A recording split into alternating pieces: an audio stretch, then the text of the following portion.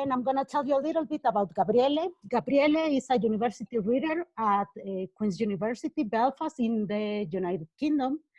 He received his PhD from Scuola Normale Superiore in Pisa, Italy in 2006. He held a postdoctoral position in Trento, in Italy also, and the Juan de la Cierva Fellowship in Barcelona, Spain.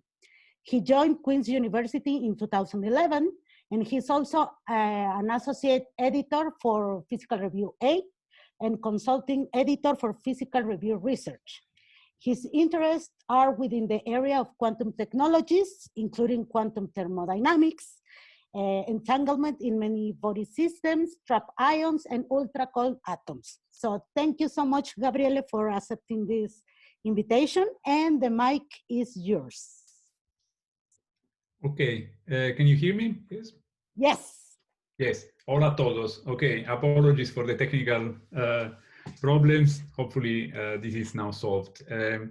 Muchas gracias a Gina. Thank you very much to Gina and the Sociedad Mexicana de Física for the nice invitations, and for you for being with us okay, tonight for me, and maybe it's afternoon in Mexico. Okay, so let me start. So this is Queen's University. We have a very nice campus, you see also in my back. Today I'm going to tell you about quantum thermodynamics and consistency of master equation. So this is going to be the outline of my talk. I'm going to review in the first part the concept of work in quantum thermodynamics. Then the main part will be about the reconciliation of master equations with thermodynamics. And then in the final part, I'm going to tell you something a little bit more exotic, which are thermal machines powered by coherent and correlated bus. And then I conclude. If you come in Northern Ireland, you shouldn't miss. This is the Giant's Causeway in the northern part of Northern Ireland. Is one of the UNESCO protected places in Northern Ireland. Is a place not to be missed. Okay, let's start with a little bit of introduction to the field of quantum thermodynamics. Perhaps it's fair to say this is thermodynamics of quantum systems out of equilibrium. And the goal of this area of statistical mechanics and physics in general is to start from a microscopic principle and see how the fundamental laws of thermodynamics emerge, and also how to write and prove fluctuation relations for these systems. I come more from a quantum information community, and in quantum thermodynamics there have been a lot of discussion on resources needed to create quantum correlations, entanglement, and there is a very sophisticated framework for resource theory. Then applications of quantum thermodynamics are also in quantum technologies. For example, the management of dissipated heat and energy in quantum computers. So this is something that is going to be relevant more and more with the increase of the number of qubits in nowadays quantum computers. And also from a more fundamental point of view of what are the smallest possible thermal machines capable of producing work, or for example, you can use them as tiny refrigerators. There is a slight parallel effort to study thermalization of closed systems. And again, this is kind of in connection to emerging laws of statistical mechanics. And if the system thermalizes, then what is the thermometry, and what are the fundamental limits in the precision to measure temperature in a quantum system? On the other side, I also put something on heat transport. I mean, this is a more established area, maybe 50, 60-year-old. But now the novelty of the last decade probably is the study of small, strongly correlated quantum systems and how heat is transported in these mesoscopic devices. And of course, we can add also thermoelectricity, so how to generate heat transport using, for example, electric potential difference between two leads. So this is a little bit of the area of quantum thermodynamics, and I forgot to say, please do stop me if you have any question. I can stop at any moment and answer questions if you want. Yes. So, yes, okay. No. Keep going. I'm going to interrupt Okay. you if it is necessary. Thank you. That's great. So I'm gonna move to the definition of work in quantum mechanics. And a few years ago, this is now more than 10 years ago, there was a lot of debate on how to define work in quantum mechanics. And the problem was that if you are considering work, and for example, you want to lift a weight from one place to another, this is not the property of a point in space, but it's a property of the process itself, right? And therefore, it's not possible to associate an observable to a process. Rather, you have to look at the whole process itself rather than having a quantum observable. And so these people, some time ago, they wrote a very seminal paper where they say, look, work is not a quantum observable. So how can we define work in quantum mechanics? And it turns out that there is a simple way of doing this. And this is under the name of the so-called two-point measurement scheme. And here in this review, you can find a lot of the details about this. So suppose that you have a quantum system. So this can be a gas of quantum particles and with spin in a certain potential. And these particles are confined within a chamber, and there is a piston, and the piston is actioned by an external device. And for example, you can change lambda in time in a certain period of time. It could be adiabatic or not, it could be slow or fast. And the system has initially a Hamiltonian H0 with certain levels. And as time progresses, because of this lambda of t, there is a unitary evolution that brings the system from the Hamiltonian H0 to the new Hamiltonian H1. And in doing that, what we can do to measure work is that we initially measure the initial energy, and in doing that, we project the system into a specific eigenstate of the Hamiltonian with energy En. So we know now, after the first measurement, we know that the system is in this energy eigenstate. Then we do the evolution. The system does whatever it can, so it doesn't have to be adiabatic, it can be fast as fast as you want. And then eventually it reaches a superposition of the final energy eigenstates. We do another measurement of the energy, and we find, with some probability, we find another value. This Em tilde is another value. And so for this particular trajectory, the work is just the energy difference between the initial and final energy. But of course, we have to wait on the initial probability to find the system in a given energy eigenstate, and we need to wait for the conditional probabilities that go from a certain initial eigenstate to a final eigenstate. And in doing that, we get a probability distribution for work. Work becomes a stochastic variable with this given distribution. So for a particular trajectory, this is just the energy difference between the two energies, final and initial energy. And then this is weighted by the initial probability to be in a certain energy eigenstate and the conditional probability for going from an initial state n to a final state m. So this is now one of the most common and popular definitions of work in quantum mechanics. There are others. I'm not going to spend much time on the other definitions, but this one here is also very popular because it fulfills one fluctuation theorem, which is called JARZYNSKI equality. Something happened. Yeah. Wait. There is something happened. Wait. Yeah, no, it was me. It was me. Wait. No worries. Yeah, I'm gonna do it again.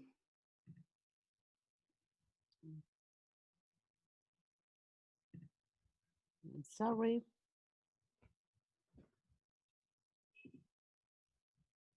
Ready, again, you can share it. And actually that is good because I think we have a question in the chat. Yeah, I saw the question already. In the chat, so I'm gonna answer. The question is from Jorge Hirsch, and he says, W can only have discrete values? No, so if you have a continuous system, then you're gonna have a continuous distribution of work. In quantum mechanics, obviously, if you have discrete systems, you're gonna get a discrete distribution, that's true.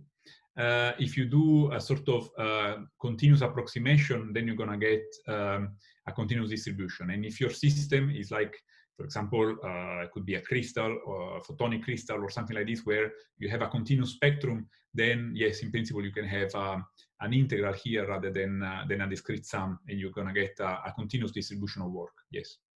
Okay. Thank you. Okay. So as I was saying, this is one of the popular definitions of work because it fulfills a fluctuation theorem.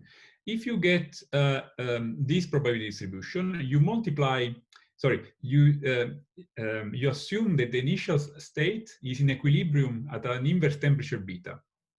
And then you multiply this function e to the minus beta w by this pw, and then integrate over work.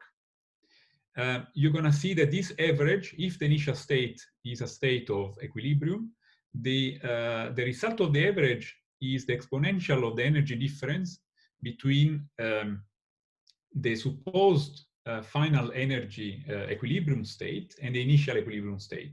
But remember that here we are not assuming any adiabaticity, any slowness in the evolution. The evolution can be as fast as we want. We need only to assume that the initial state is equilibrium. The final state is going to go somewhere. But nevertheless, the average of this exponential, which is a stochastic process, non-adiabatic, whatever, nevertheless, JARZYNSKI, say the genius of this expression is that that average is just dependent on the free energy difference between the initial and final energy equilibrium state, even if the final equilibrium state is not reached. So this is the beauty of this theorem.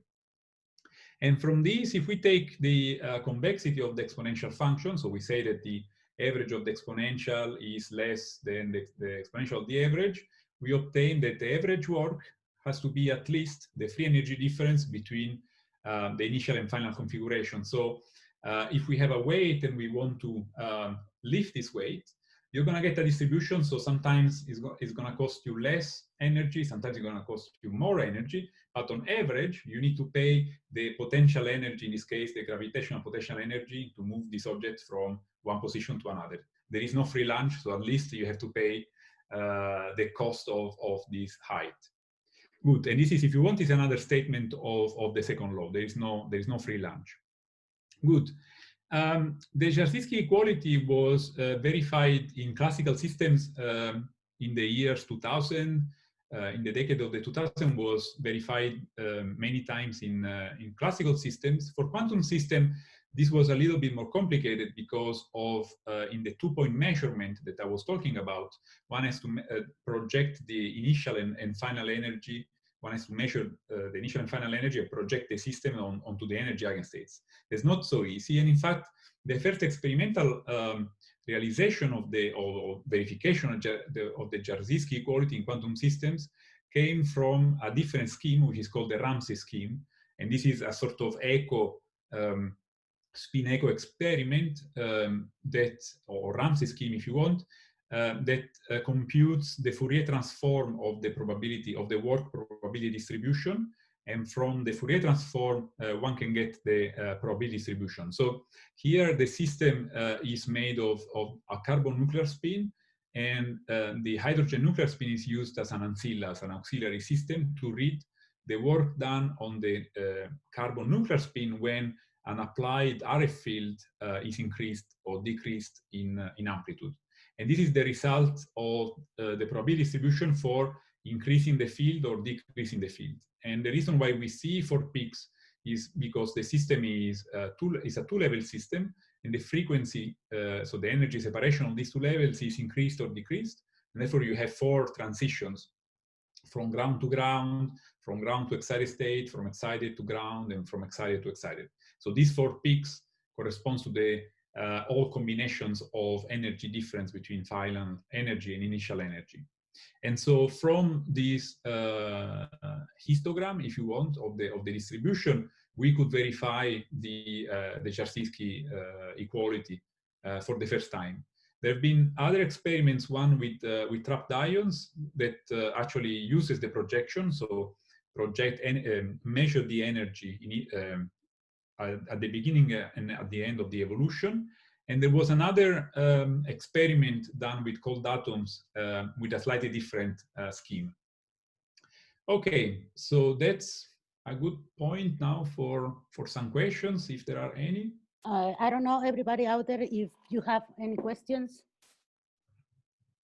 Nope. I had Okay. one. Sorry. Okay, go.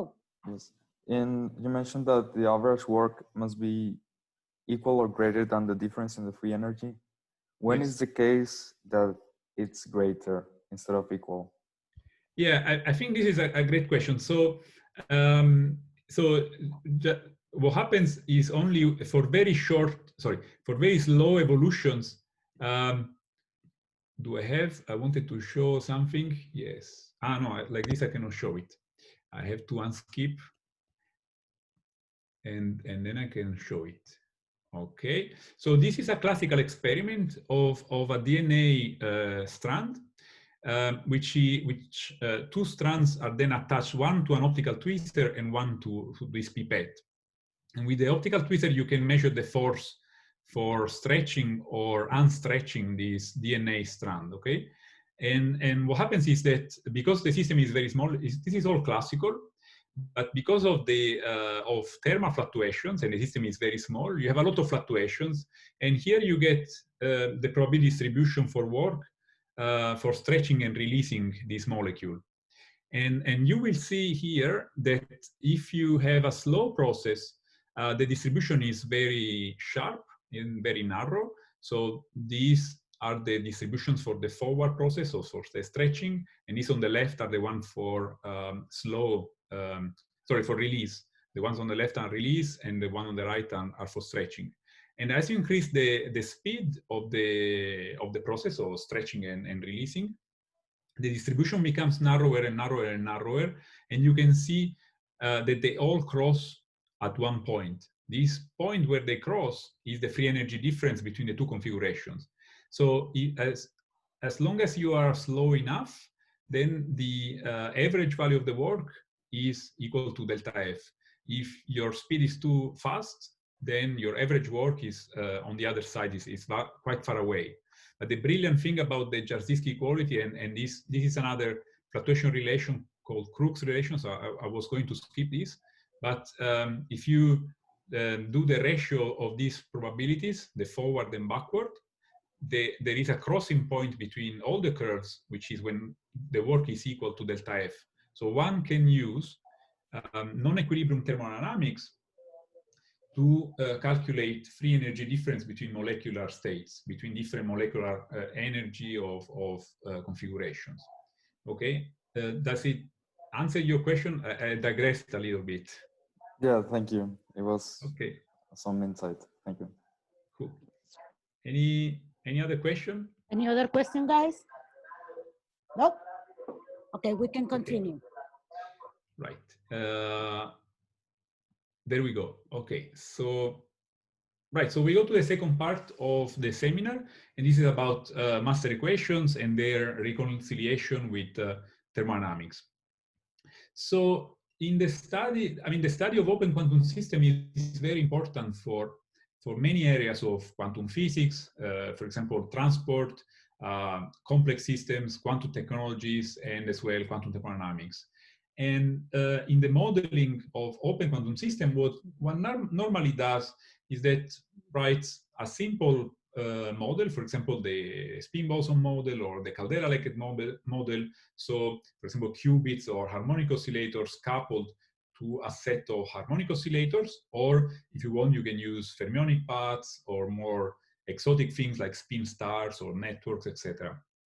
But because the many-body problem is intractable, cannot be solved analytically, one does a series of approximations, and typically one does the so-called Born-Markov approximation and obtains the so-called Lindblad master equation for the reduced system alone. So this is all fine, and I think everybody knows about this. The problem arises when the system that we are interested in is a many-body system. So it's made of many different parts. And here, for example, the subsystem S1 is coupled to an environment This could be a cold environment, again, modeled by a set of harmonic oscillators. And then we have another part of the system like Sn, which is coupled to, for example, a hot environment with another set of harmonic oscillators. So if we want to write the Lindblad master equation for this kind of system, the prescription is that we need to find all the energy eigenstates of the complete system. And if this is a many-body system, this is already something we cannot do. Analytically or even numerically, it can be computationally very hard. However, if the interaction between the different parts is weak, is not very strong, one can do a so-called local master equation approach or approximation, which is to do the following. Let's consider S1 alone without the interactions with the rest of the system, and let's write the master equation of this S1 with the environment. This could be, for example, an atom coupled to the electromagnetic field, or a cavity coupled to the exterior or external electromagnetic field. So let's write the master equation for S1 alone. Let's write the corresponding master equation for Sn coupled to its environment alone. Let's sum these two things together, and let's add now all the interactions with all the other systems. Let's put all this together. This, what we obtain is a Lindblad master equation, but it's called a local master equation.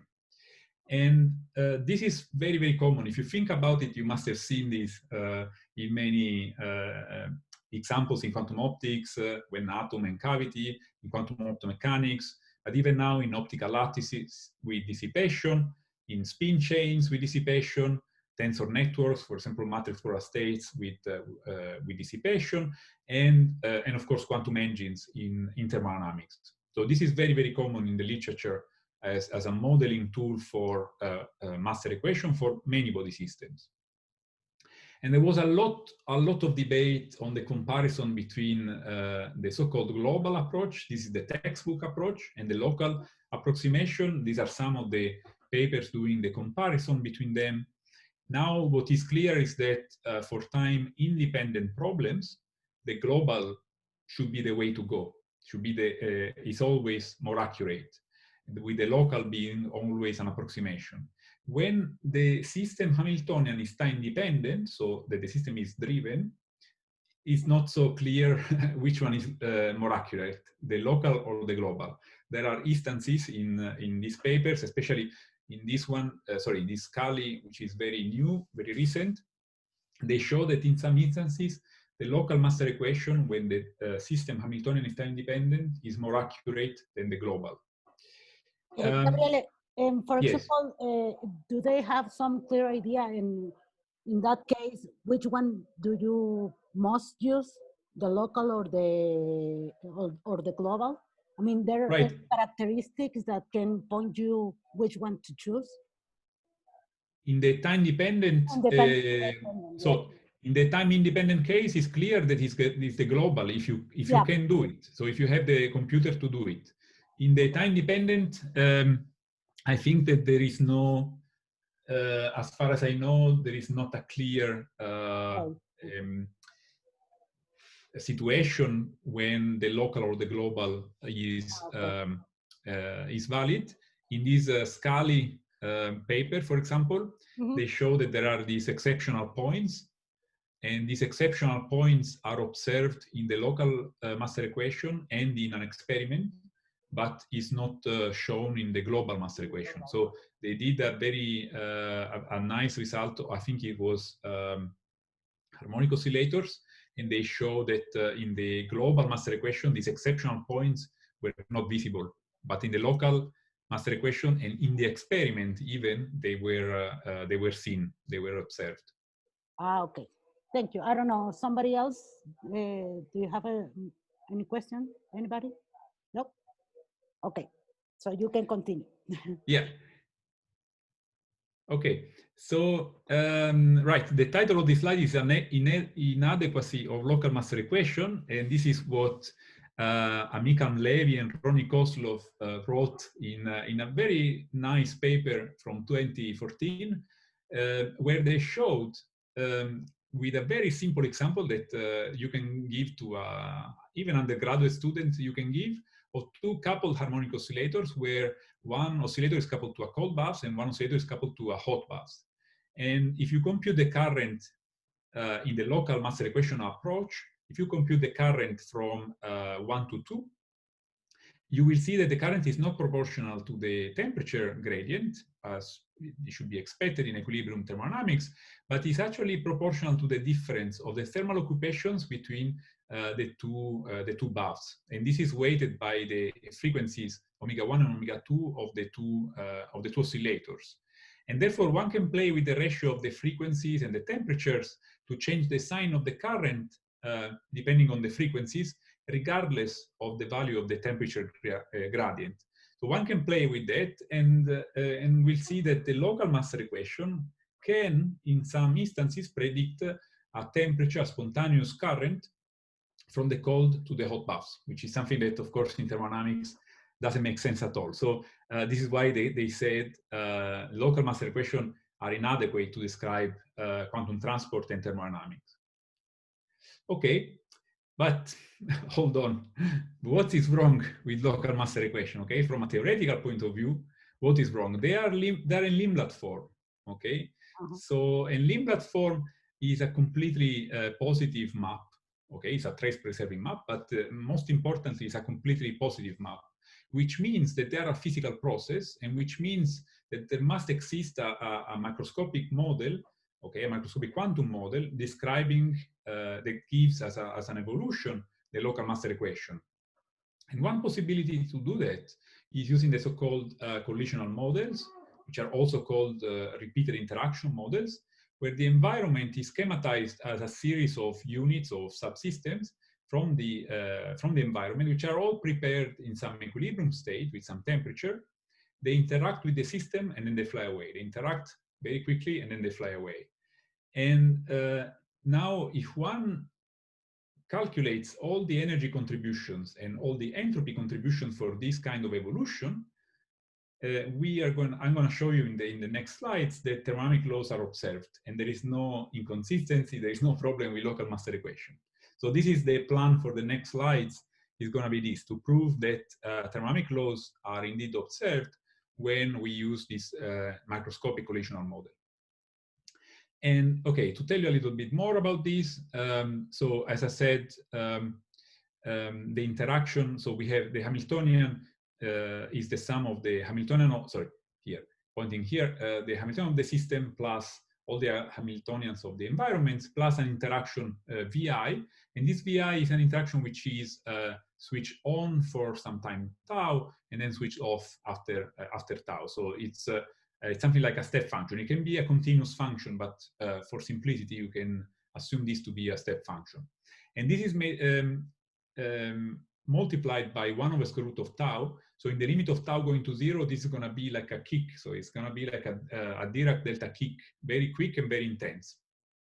And you can find a lot of the theory in papers by these people. There has been a lot on collisional models. And what you can do then is very simple. So you take the system, the density matrix of the system at time rho s at time n tau. You tensor product with the nth unit of the environment, and then you evolve in time for time tau. You evolve it unitarily, and then you trace over the environment. And you obtain the state of the system at the next time n+1. So, right. So if we do like that, and then we do the following steps. So we assume the environment ancillas or units to be initially in equilibrium at a certain inverse temperature beta I, so all in equilibrium.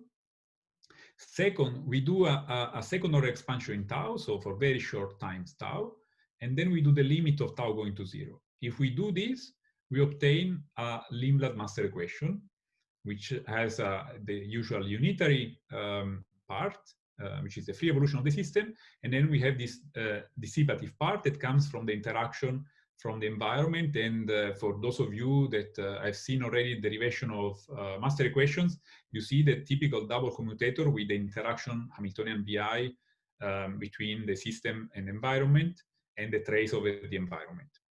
So the next steps are going to, so here I'm going to show an example.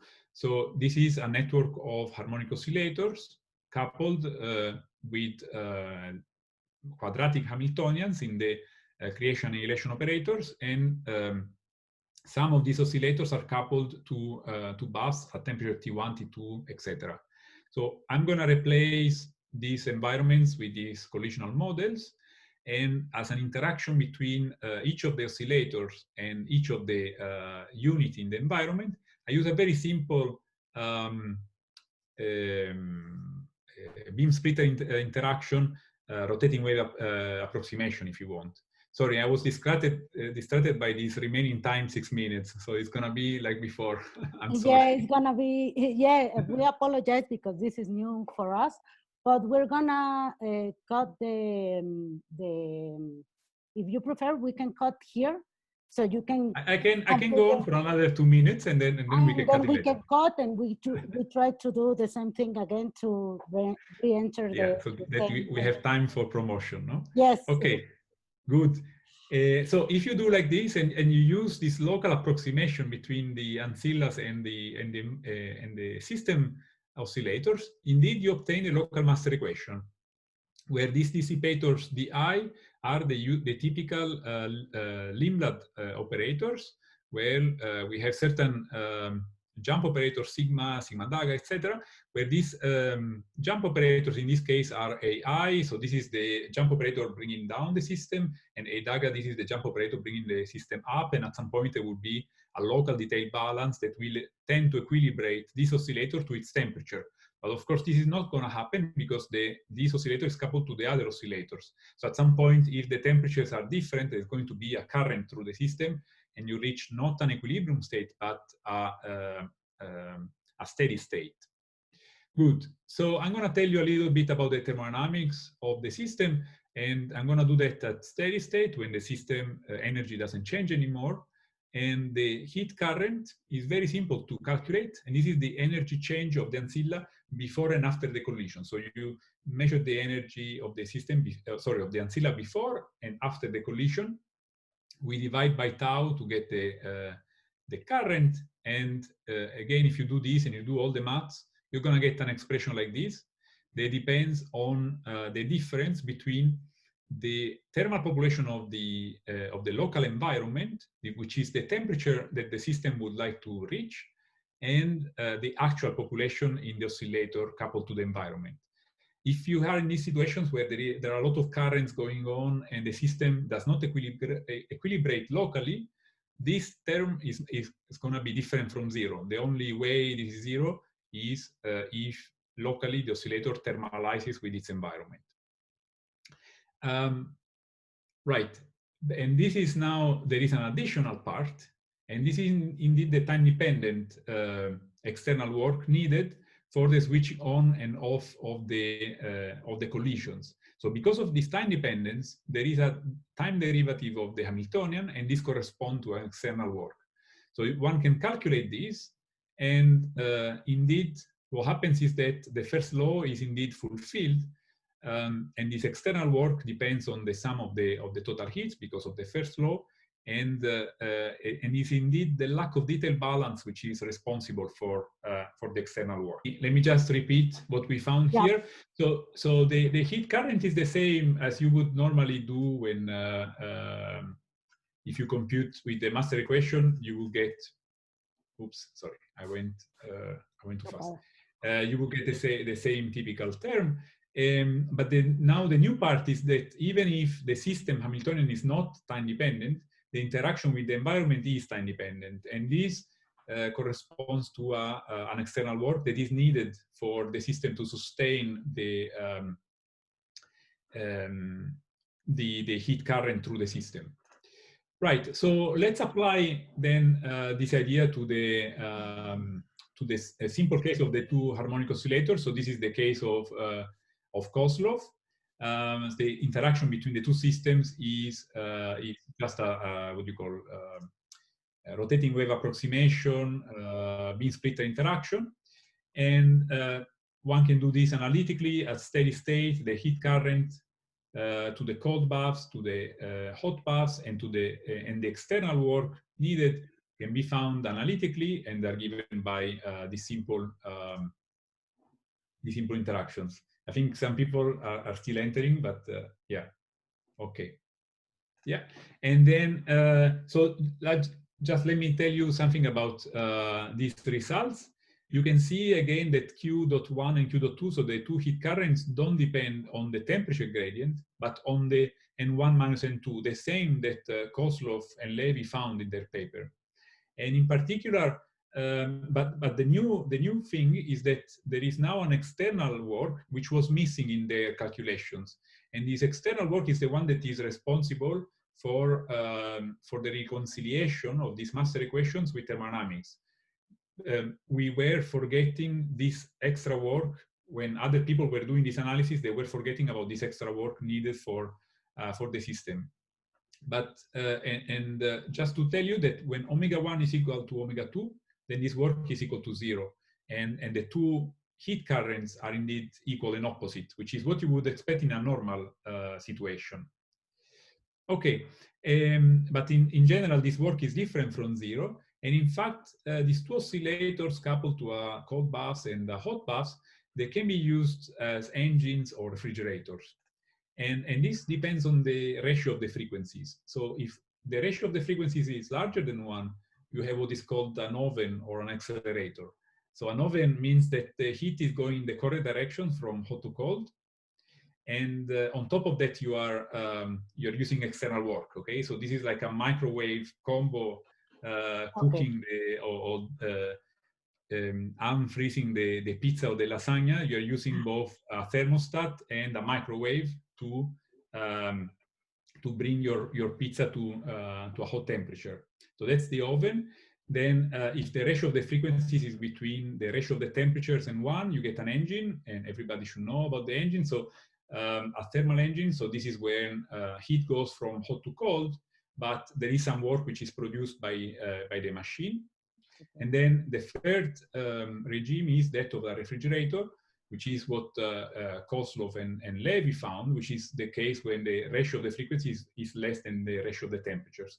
So heat is now going from the cold to the hot baths, but this is done because at the expense of an external work that some agent has to produce. Otherwise, there is no free cooling of your beer in the fridge. Okay, you need to have an external work source, and this is what we found in our calculations.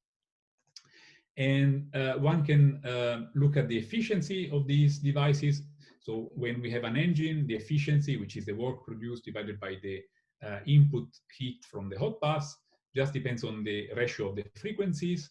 When you are in the refrigerator regime, you can define the so-called coefficient of performance, which is the amount of heat that you extract from the cold bath, that's the cooling power, divided by the work that you are injecting, so the electricity bill that you pay for your refrigerator. And this again depends only on the ratio of the frequencies. And for those of you that are more familiar with engines, these corresponds are equivalent to the efficiency and coefficient of performance of an Otto engine working with a harmonic oscillator where the frequency is changing from omega-1 to omega-2. And what about Carnot? So Otto efficiency is always less than Carnot. And this is, if you want, is another instance of the second law. And only when the ratio of the frequencies is equal to the ratio of the temperature, the Otto efficiency reaches the Carnot regime. But this is the interface between the two regimes. And this is the case where the heat power and the work power are all 0. So as we expect, the Carnot limit is the case where this is the best efficiency you can do, but at 0 power, cooling power or work power. Okay, good. I'm going to skip this. Some further considerations. So the first and second law of thermodynamics are fulfilled. The energy is conserved. We found the missing piece of the free energy, which was this external work. And also, if you want to look at the second law in terms of entropy production, this is always positive because of the correction we put into the system. The collisional model is an example of generalized environments that were initially introduced by Strasberg and co-workers in his early work. And these are environments that provide not only heat, but also work. So these are not the traditional textbook environment, but they also provide work. Okay, our analysis is quite general, can be done for systems of any dimensions, for qubits, harmonic oscillators. You can include counter-rotating terms if you want, you can do anything. And here I'm gonna finish this part with a bit of provocative statement, which is that actually any quantum map, any completely positive trace preserving map is compatible with thermodynamics as long as you do all the energy balances in the correct way, because there is always a microscopic unitary embodiment of the map of the channel. Okay, and with this, I finish with this part, and maybe if there are questions now, I can try to answer now. Somebody, guys, you can ask the question also in Spanish if you feel more comfortable. Somebody, yeah, Asaf, go ahead. So in this model, why do you use two harmonic oscillators? Could you do something similar with two-level atoms, like also have two-level atoms and make a refrigerator, an engine, and an oven with the two-level atoms coupled to two reservoirs? Or is it yes, absolutely. So it's a very good question. So if I replace this with a qubit with energy separation omega-1, and I replace this oscillator with a qubit with energy separation omega-2, I'm going to get exactly the same results, except the delta here, which I haven't written in the slides. This delta is going to be slightly different, but this coefficient delta depends on omega-1 is positive, and depends on omega-1, omega-2. But the rest is going to be the same. So here I didn't tell you gamma is the decay rate to each of the baths, and epsilon is the coupling between the two oscillators, or the two qubits. So for the two qubits and two oscillators, is going to be very, very similar. If you have non-harmonic systems, like 3 or 4 level systems with non-harmonicities, it's not easy to get an analytical solution that nice. But for two qubits, definitely you're going to get something very, very similar. And these modes of operations are going to be similar, and this efficiency are going to be the same, formally the same. Okay, thank you. There is another question here in the chat. It says, what happens if the process is not Markovian? And we can use the Lindblad equation. Right, so this is a very cool question, because this is something we are trying to do now. Which is, okay, so, right, okay, good. So, first of all, collisional models can be extended to the case of non-Markovian, and they can simulate non-Markovian evolutions. And the way to do this is that when you have your ancilla, which is going to collide with the system and then flying away, what you can do is that the ancilla that is about to fly away will interact a little bit with the next one. So for example, you could do a partial swap, or you can, with some probability, you can swap them. And if you swap them, it means that there is some memory of the previous collision coming onto the next ancilla, or the next unit. So you can simulate a large class of non-Markovian processes with these repeated collisions. And now there is an interesting question, is whether the non-Markovianity will give you an advantage in the thermodynamic efficiency or power of your device. And here the situation is not so clear, in the sense, so there are different papers that are looking at thermodynamic devices like engines and refrigerators with non-Markovian devices, with non-Markovian environments. And in some examples, the non-Markovianity does not help. It's better not to have non-Markovian systems. And yes, so the non-Markovianity is something detrimental to the efficiency. And on the other side, there are other papers that show that they don't improve the efficiency, but they improve the power. And the reason why they improve the power is that a non-Markovian process can speed up the thermalization step of certain discrete engines. So, for example, in an Otto engine, you can have a thermalization which is much faster for very short times. And that will increase the power, but not efficiency. So we are working on something similar, and we hope to show something soon. Okay, so there is another question. Sorry. Yeah. Yeah. What happens if we use fermionic systems, quantum dots, for example, as a working medium? Could we get similar results?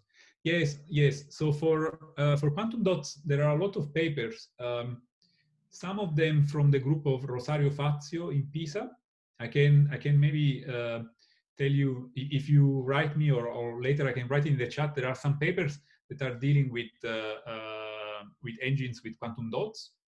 And yes, there are a lot of papers that do thermal devices, so not only refrigerators and engines, but you can have also something called thermal rectifiers. So rectifiers are devices that in one so going in one direction you get a certain amount of heat, but going in the opposite direction you get a different amount of heat if you swap the temperatures. So this is sort of a diode, a thermal diode. So you can do a lot of things with fermionic systems, and there's a lot in the literature. Is quite large on this. I'm gonna post your email address in case anybody's interested to get in contact with, I don't know. Yeah. Maybe you become very popular. Do. Yeah, please do. Any other question, guys? I already posted his email address, so you can send him an email. Anybody else? Questions? Nope. Okay. Okay, we can keep going. Good. So in the next part, I'm going to tell you something related to this, again, about local master equations and their consistency with thermodynamics. And so we reflected a lot on why there is such an external work needed, because we wanted to understand, is this just because of the collisional models? I mean, is there another microscopic model and giving a different results? In principle, there can be other microscopic models. The repeated interactions is the most optimal in terms of energy exchange. But we were wondering on what was the true quantum origin of this additional work.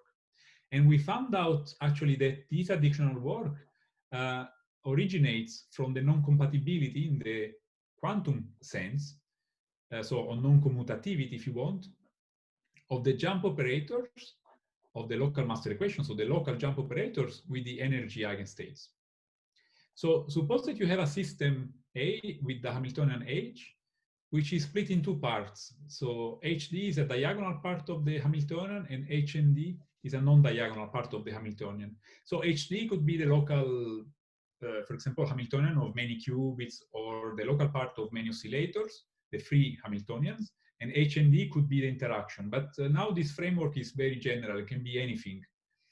And you can write, therefore, the diagonal part of the Hamiltonian in terms of the jump operators, right? So this is something like A daga A, or sigma plus, sigma minus for qubits. So this is now very, very general. This L are the jump operators that are going to be used in a master equation. So this is the master equation, and H is the complete H, and then these dissipators here are with a certain number of baths. And yes, so alpha indicates the different baths associated. And these dissipators are the usual form, and the jump operators are these L operators.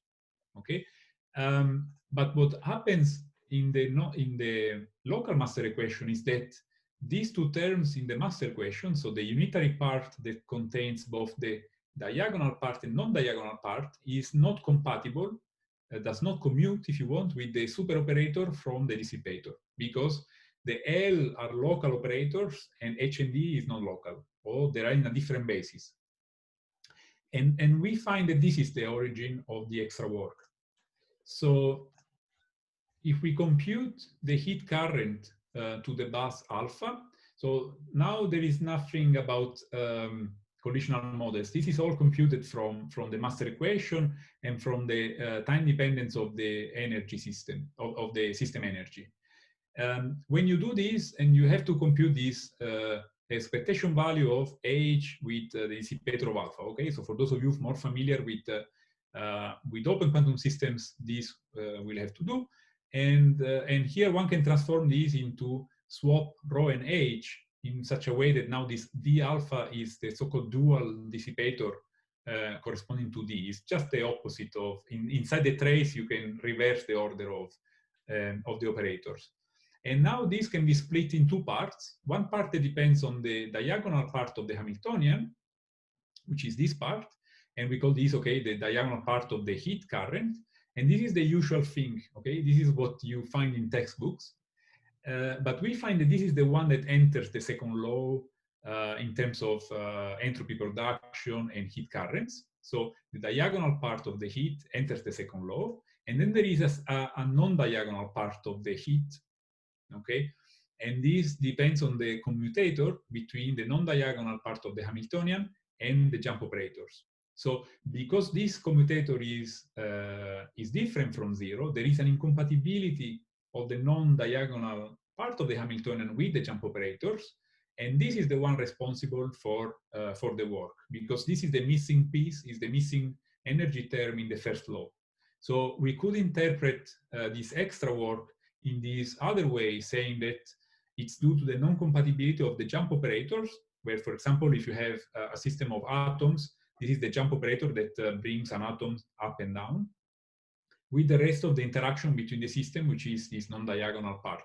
It's this non-compatibility that will give you this extra work. Okay, so this was about the quantum origin of the additional work, and this is in a new paper that we posted a few months ago with Adam and Alberto Imparato. Okay, right, so we're gonna go now to, in the last part, Gina, how long should I go? Because I know that now we are kind of surpassed the 1 hour. But yeah, probably would you have like 10, 20 minutes, 15, or I don't know. Let's try for 10, maybe Okay. 20 is too much. Let's try for 10. Let's see Okay. where we get. If people then have more questions, I'm happy to stay and discuss. Okay. Yes.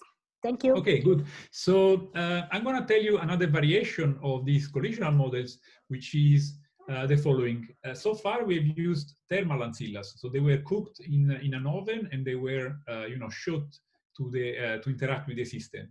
And now the question is, what happens if we introduce some coherence in the energy basis in the ancillas? So before they were in diagonal states, now they're going to be in non-diagonal states with some quantum coherence. And we model this coherence, we say a little, because I'm going to do something with a little bit of quantum coherence. So they are just very close to thermal states, and plus there is this other term where this chi-e is an off-diagonal operator that contains some coherencies. And the square root of tau you recognized from before, and lambda is just a parameter that measures how big this is. And it's a little quantum coherence because this operator chi, which is non-diagonal, is very small compared to the thermal contribution. And if we do all the derivations that we did like before, we obtain a modified master equation where in the Hamiltonian term, in the unitary part, there is an extra term that depends on this operator G that I will tell you in a moment, plus the usual dissipating term. I mean, this is the usual Lindblad. There is only one bus, one system, one bus, okay? So there is no local or global. Here, one system and one bus. And this new operator G depends on the first order expectation value on this extra term, extra coherent term in the environment. If you remember when you did your quantum optics, if you did your quantum optics master equation or in atomic physics, these terms are usually zero. So we usually take the environment in a thermal state, and the expectation value of the field operator A or the field operator phi, they're usually zero. This is the situation in which these first order terms are different from zero. And when you do that, you obtain a correction to the energy, a renormalization of the energy, and this is this term G here. In the next slide, I'm going to use this. I want to connect the change of entropy in the system with the coherence in the thermal state, in the environment state. And in order to measure coherence, I'm going to use this relative entropy of coherence that tells you basically how much your state is diagonal or not. So rho diagonal is obtained from rho, removing all the off-diagonal elements, and you compare the von Neumann entropy with and without the off-diagonal elements. And this is the measure of coherence, called relative entropy of coherence. So when we do, from the master equation, from this modified master equation, we can look at the modified first law. So the energy balance for the system, okay, so this is the internal energy variation, is the sum of two terms. The first term is what we call now the coherent work, that is proportional to this operator G, appearing only because we have this coherence in the environment. And the second part is the usual heat current like we were doing before. And here there is only one environment. And now we have a modified second law that tells you the following, that the coherent work that appears here in the first law, the coherent work is at least the coherence loss of the ancilla before and after the collision. So if the ancilla was originally coherent and after the collision this is less coherent, there is some work which is produced at the expense of the coherence of the ancilla. So the ancilla can provide internal energy, can increase the internal energy in two ways. One way is because there is a temperature imbalance of the ancilla with the system, okay, and this is through the usual heat, so dissipated non-coherent work. But there is another channel in which the environment can increase the energy, which is through this loss of coherence. If you can use this coherence, you can decrease this coherence, you can actually increase the energy of the system and produce, for example, other work, or use it to cool the system, etc. So we have this modified second law where this W is not larger or equal than 0, but is at least the delta coherence between before and after the system. Okay, I'm gonna skip the questions and I'm gonna go to the last part so that I can leave time for questions at the end. Right, so I'm gonna do another variation on the collisional model, and this is my last variation, and this is with correlated environments. So far in the two environment picture, the two environments were independent and uncorrelated with each other. So now what we want to do with this new setup, you can see this weird angle. So these again are repeat the collisional model where the ancillas are initially in a thermal state, and then what we do is that we correlate them with a unitary operation. This creates correlations between the ancillas, and then the correlated ancillas, which are now these green ancillas, interact with a system which is made of two qubits. In this case, we use qubits. We could use oscillators as well. And they interact locally with S1 and S2. So in this scenario, first, we need to define what are the resources for this new case. And second, we want to see what are the effects of quantum and classical correlations between the ancillas now interacting with the system. And for the resources, we consider two scenarios. The first scenario is what we call the partial scenario, in which we exclude U. So we don't take into account the cost for correlating the ancillas. And therefore, in principle, this could violate the thermodynamic laws. And in the second scenario, instead, we take into account everything. We include U, we take into account the cost for correlating ancillas, and this is going to be consistent with thermodynamic laws. So I'm going to show you one example, and then I'm going to skip to the conclusions. We took as a unitary U a partial swap with a certain parameter phi, with a swapping parameter phi. This means that if I plot the effective populations of the system when phi equal to 0, sorry, of the environments, when phi equal to 0, the populations are in N1 equals to 1 and N2 equals to 3. As phi increases, the two populations are, they decrease and then they are swapped. And then for phi equals pi half here, they are completely swapped. And now we can see what happens to the device when we use these partially swapped ancillas. And we start with the partial scenario. And for 5 very small, this corresponds to an engine. So this is the plot of the work produced or injected, the 2 heat currents. And in this regime, this corresponds to an engine. So the work is negative in my notation. And here as well, in the other regime, we get an engine as well. In the middle, we get a refrigerator, and this is where all the signs of the work and heat currents change sign, and this is the refrigerator. And then these crossing points, probably you have guessed, these are the Carnot points where the heat and the work power go to 0, but the efficiency reaches the Carnot value. So this is in the partial scenario.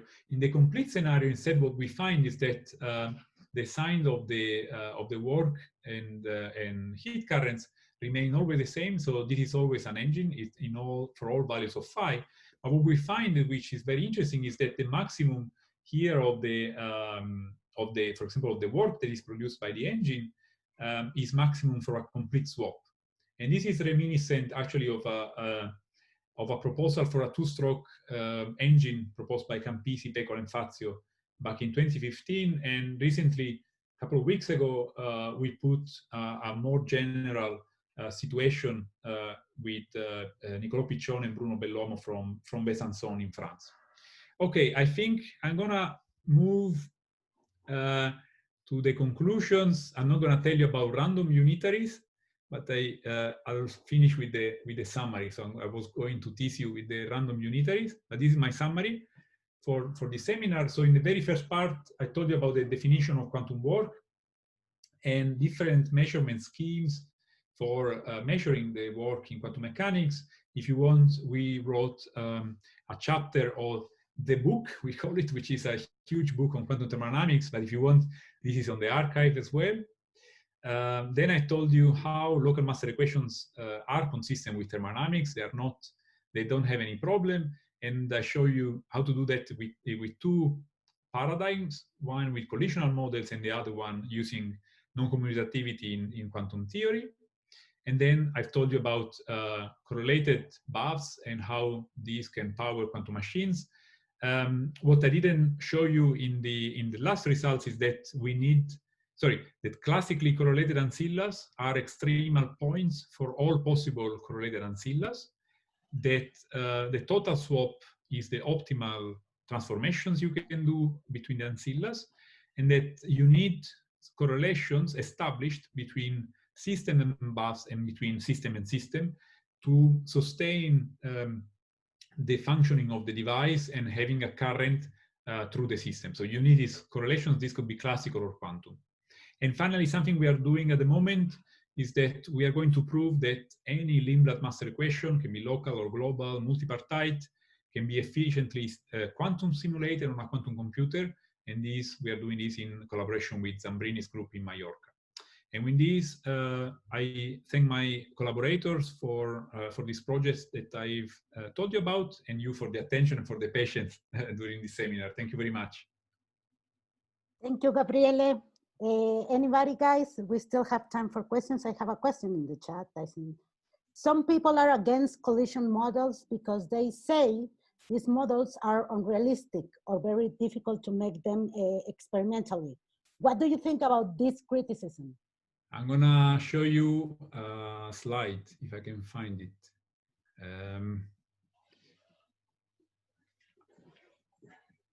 Where is it? Okay, sorry, I have to go. Yeah, we have a lot of technical problems this time, so everybody has to be a little bit more patient. Oh, here. Yes, do I have?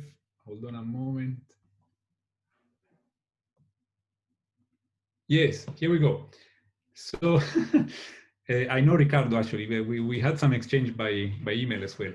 Right, so collisional models have been already implemented, okay? These are physical models. They can be quantum simulated. So here you can see, can you see the slide? Yes. They have been simulated already with photons and on a quantum computers done with superconducting computers, with superconducting qubits. So this is the IBM, right? You can see the slides with the photons and the superconducting qubits, right? Yes.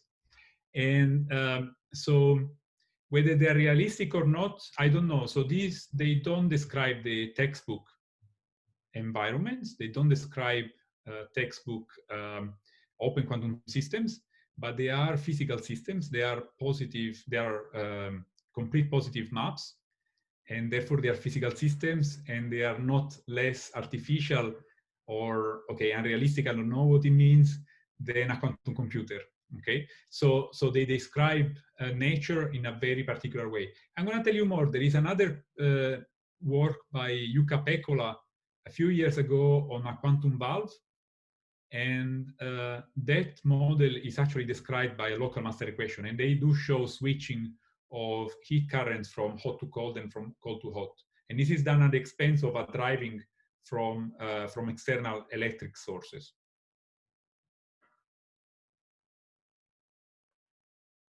So, guys, Ricardo, was the question answered? Anybody else? Yes, yes, thank you. Thank you very much, Gabriel. But my question is, for example, if I can comment, when you use the ANCILLAS with the coherences, not in a thermal state, I mean, I received a referee report in which the referee said that when you use collision models, you will erase at the end, on average, your coherence when you start to using states different from thermal states in the bad element. That's why my question is in that sense. Yeah, but yes, I also agree that collision models have been implemented in not in many experimental platforms as we desire by now, but I'm pretty sure that they are, of course, realistic and they can make it. Yeah, so I mean, so I'm going to be provocative on this, okay? So as long as you do all the energy balances and entropies, all complete positive maps can be quantum simulated, and they are natural, like any experiment of BEC is unnatural in the sense that it's a very out of equilibrium situations. Even a BEC in a small trap in the lab is not a very natural situation, okay? So in this sense, these are, say, specific situations that can be created. Regarding the coherence that you were mentioning, it's true. So you can use coherence as a fuel for your system. You can use squeezing as fuel for your system. And if you are not careful about what you call free resources, you're going to get trouble with the first and second law, especially with the second law, because the second law is going to be valid only when you consider a priori all the thermal resources that you have, and not squeezing. Squeezing is a costly resource, and if you don't put the cost and the entropy cost for the squeezing, you're going to get into trouble. You're going to get, okay, violation of the second law, efficiency which is larger than the Carnot efficiency, and so on and so forth. But if you do all calculations, being careful, there are no violations with the first and second law. That's my opinion, at least. Okay. Anybody else? Nope. There is a question for the partial scenario. Thermodynamics laws are violated because the ancilla do not come. Yes, exactly. Do not come from the thermal baths since we exclude use. Yes, exactly. So in the partial scenario, we have a partial first law, which is that the energy variation of the system is just the collision. And so we can write a first law for the partial scenario. The second law is more complicated because the second law would be valid only when the resources are indeed thermal, and we can write. Right. So okay. So we can write in the partial scenario. We can write a change of the entropy before and after the process. Yeah, definitely we can do that. However, if you remember how entropy then is related to heat and temperature, like delta Q over T, that's the bit we cannot do when the ancillas are discoherent. They have this coherence, these correlations. In the partial swap case, it's possible to do that because locally the ancillas are in thermal states, but with a temperature which is different. And so it's this modification of the populations that give you these different results. So even in the partial scenario, you can be careful on the statements that you do. In fact, our referee was, I don't know why, but our referee was more keen on the partial scenario than on the complete scenario. So both can be made consistent, but not necessarily with a second law as we know it from first year physics, okay? Okay. One last question, because Zoom is gonna kick us again. Oh no. So oh, I promise we will fix it. Yeah. So I think that's it for today. Thank you so much, Gabriele. It was very nice to see you. For the organization. And thank you for accepting our invitation. Thank you, everybody out there. We will try to fix it for next week. I apologize for the inconvenience that